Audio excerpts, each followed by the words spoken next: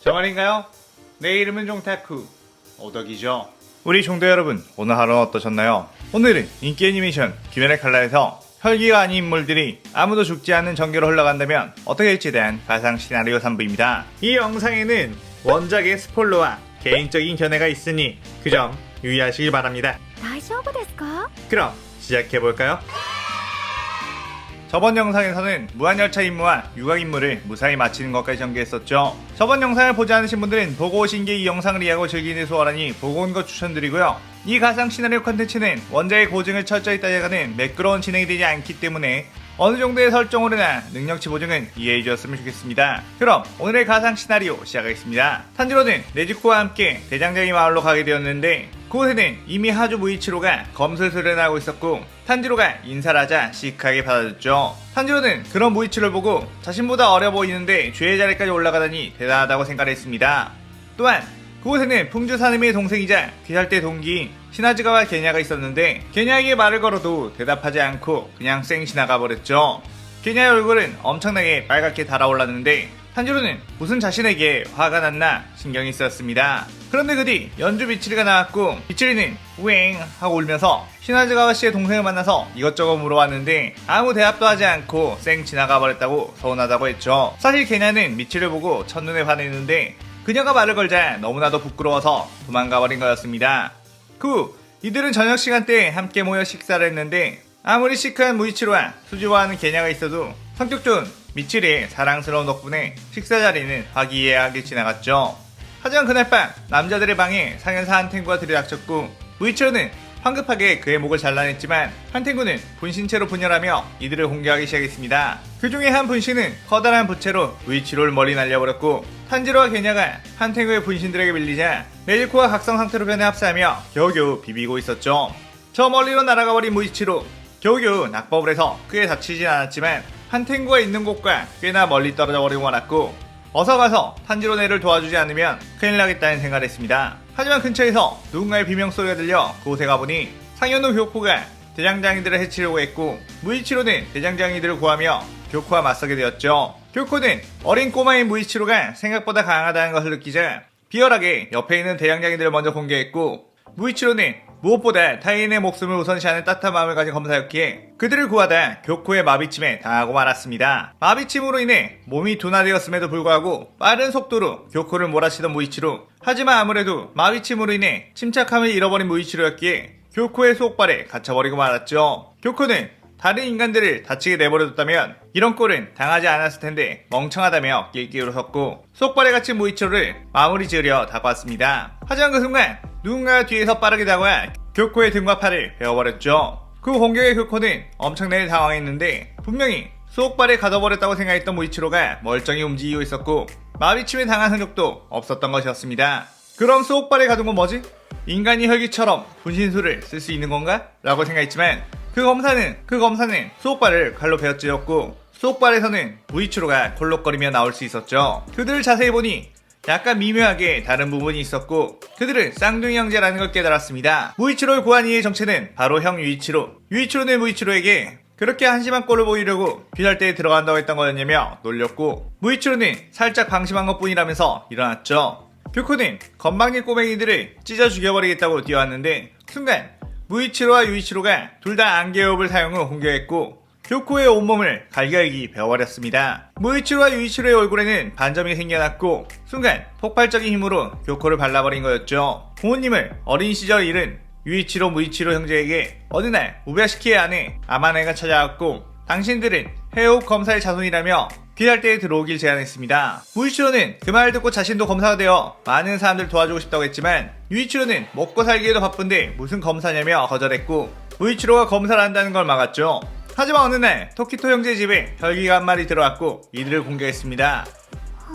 그때 두 형제는 이대로 있다간 하나밖에 없는 가족을 잃겠다는 생각에 엄청난 힘을 각성했고 주변에 있는 쇠붙이로 그 혈기를 만신창으로 만들어 제압하는 데 성공했죠. 그렇게 자신들의 능력을 알게 된 형제 무이치로는 꼭 검사가 되고 싶다고 귀살대에 들어가게 되었고 유이치로는 자신은 검사가 되는 것보단 차라리 귀살대 안에서 일할 수 있는 무언가가 좋겠다고 했는데 우에야시키 당주는 그런 유이치로에게 혹시 일륜도를 만드는 법을 배워보는 것은 어떻냐고 하며 대장장 이마을로가 일을 하게 했습니다. 그렇게 무이치로의 검을 유이치로가 만들어주게 되며 귀사를 위한 일을 했던 거였죠. 유이치로 역시 검사의 피를 받은 천재 중 천재, 무이치로에게 전혀 뒤지지 않는 검사 실력을 가졌기에 교코를 베어낼 수 있었던 거였습니다. 한편 한텐구와 싸우고 있던 이들, 여자방에서 잠을 자고 있던 미치리는 소동에 깨게 되었고 곧바로 뛰어나와 한텐구의 분신들을 베어내며 막아섰죠. 한텐구의 분신들은 한 명 한 명 강한 힘을 가진 이들을 압도하지 못했고 이럴 바에 조야쿠텐이 되어 이들을 압살하려고 했습니다. 하지만 각성한 네즈코의 힘과 반전발현하게 된 미칠의 강력한 합동 능력에 조야쿠텐의 힘을 막아낼 수 있었고 목이 베어도 죽지 않는 한텐구를 보고 본체가 따로 있을 것 같다는 생각을 한 게냐와 탄지로는 한텐구의 본체를 찾아 나서게 되었죠. 게냐는 한텐구와의 싸움에서 한텐구의 본체의 신체를 살짝 먹었었는데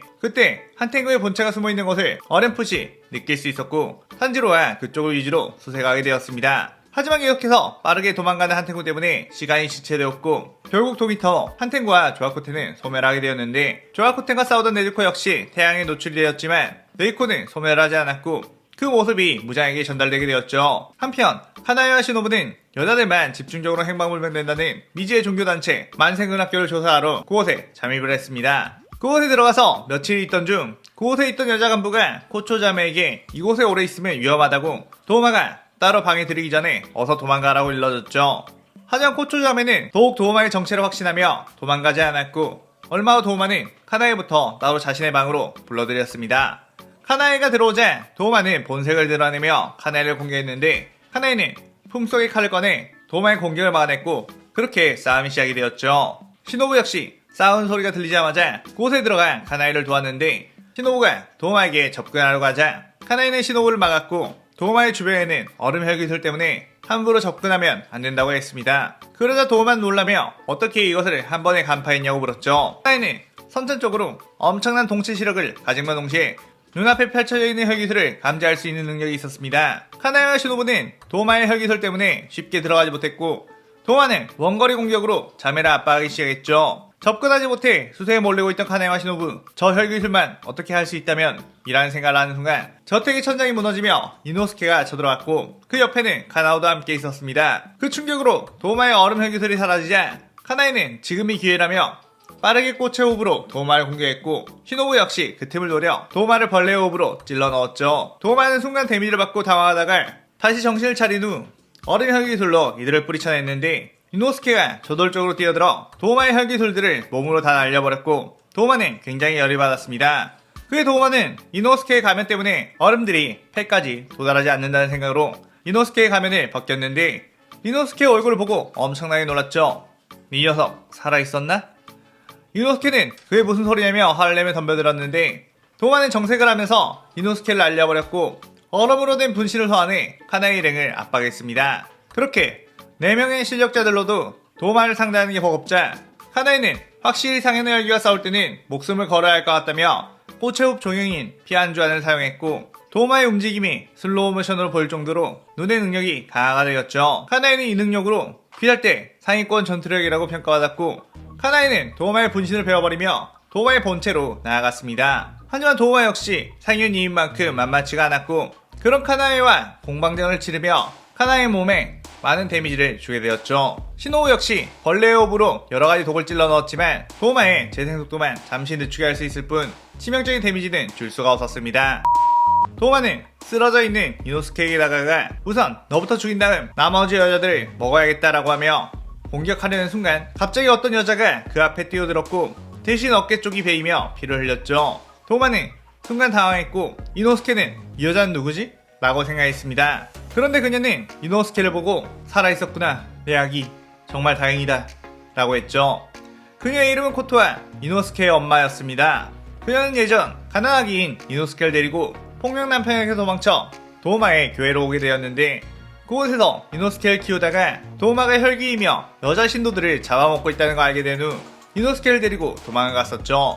하지만 곧 도우마에게 따라잡히게 되었고 코토와는 이노스케만이라도 살리려고 개울가에 이노스케를 버렸는데 도우마는 저 아이를 지금 죽이지 않는 대신에 넌 내 곁에 계속 있어야 한다고 했고 또다시 내게서 도망치려 간다면 저 아이를 어떻게든 찾아 죽여버리겠다고 협박을 해서 코토와는 만생응락교의 간부로 쭉 지냈던 거였습니다. 도우마는 이노스케를 위해 몸을 던진 코토아를 보며 당황했고 순간 어떻게 해야 할지 모르고 있는 상황. 그 순간 카나요와 시노부, 카나요가 세 방향으로 날아와 도우마의 목을 공개했고 도우마는 아플싸 방심했다 라고 생각하며 목을 최대한 단단하게 만들며 버티고 있었죠. 하지만 그때 이노스케가 혼신의 힘을 다해 짐승의 호흡을 썼고 도마의 약해진 목을 날려버렸습니다. 이노스케는 그 후 자신을 구하다 다친 여자에게 다가가 괜찮냐고 물었는데 이미 상처가 너무 깊어 출혈이 심해 보였죠. 코토아는 죽기 전에 다 큰 내 아이를 보았으니 더 이상 미련 없다고 했습니다. 하지만 그 순간 시노부가 칼로 코토아의 어깨를 찔렀고 코토아는 눈을 감게 되었죠. 이노스케는 이게 무슨 짓이냐고 시노부에게 화를 냈는데 시노부는 조용히 하라며 지금 진통제와 지혈제를 섞어 그녀의 몸에 투여한 상태라고 했습니다. 자신이 없었다면 이 여자는 출혈로 죽었겠지만 귀살때 최고의 의사인 내가 있으니 이 정도는 걱정할 필요 없다고 했죠. 도우마는 코토아에게 처음 느껴보는 어떤 감정을 느끼게 되었기에 코토아를 쭉 옆에 두고 싶어 했고 마지막 순간 이노스케를 죽이려고 했던 공격을 코토아가 막아서자 자신도 모르게 힘 조절을 해 코토아가 죽을 정도의 피해를 주지 않았던 거였습니다. 그렇게 이들은 상인이를 퇴치하게 되었고 이노스케는 자신에겐 원래 없었다고 생각했던 엄마 코토아까지 찾게 되었죠. 그 시점 부자는 한탱구로부터 네즈코가 태양을 흡보했다는 사실을 알게 되었고 많은 상인들이 죽었지만 어차피 네즈코만 흡수하고 나면 모든 것이 전부 자신의 뜻대로 될 수 있다고 생각하며 네즈코를 찾기 위한 계획을 짜며 이 시나리오 3부가 끝이 나게 됩니다. 그냥 단순히 원작에서 죽었던 캐릭터가 살아나는 것보다 좀 더 어떤 활약을 하는 요소를 넣어 다채롭게 만들어봤습니다. 다음 시나리오가 마지막 에피소드가 될 것 같으니 다음 시나리오도 많은 기대 부탁드리고 오늘의 가상 시나리오에 대한 감상평도 많이 남겨주세요. 오늘 영상 즐겁게 보셨다면 구독, 좋아요, 알림 설정 누르는 거 잊지 마시고요. 그럼 오늘은 이만 사요나라.さようなら。